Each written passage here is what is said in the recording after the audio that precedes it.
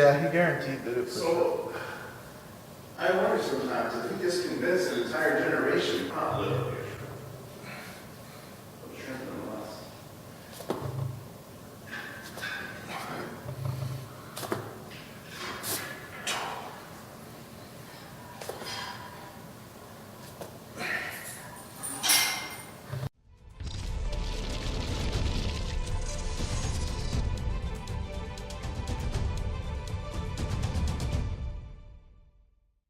This is the bear crawl tap, and this is a neurological patterning exercise that is fundamental to movement.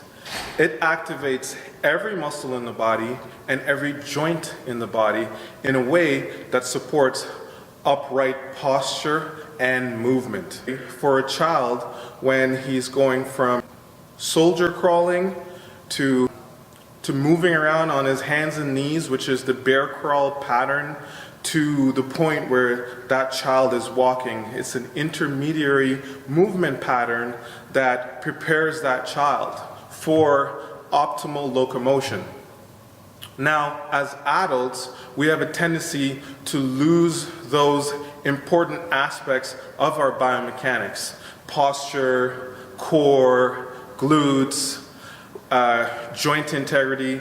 And so by doing an exercise like this, doing a technique, a pattern like this, will allow us to restore some of the original biomechanics that we had that's related to healthy, optimal positioning and movement. So here I am getting into the quadruped position, which is really more than 5 points of contact, because there's 6 if you're going to count the feet.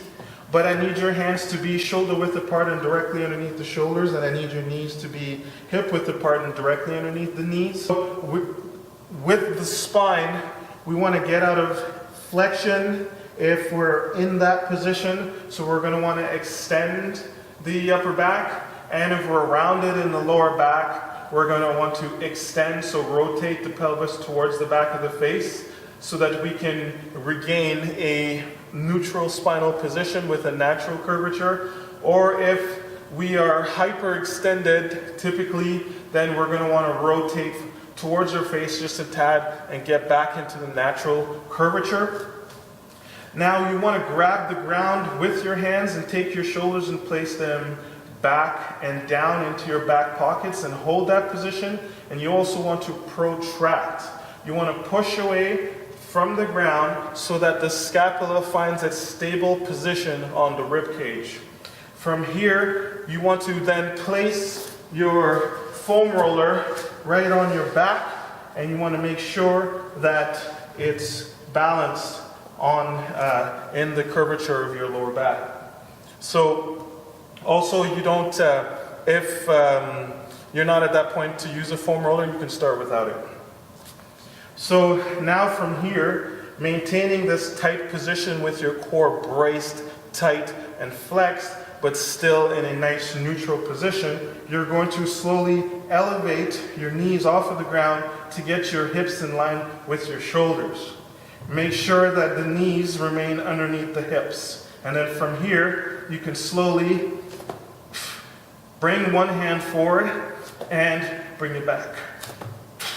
And bring it back. As you do this, you'll find that the pelvis wants to rotate, and so you want to fight those forces, keeping your core tight, keeping your feet fixed, and keeping your upper back stable so that you can resist those rotational forces and extension forces. So that's why the foam roller is there, placed on your lower back so that you can sense.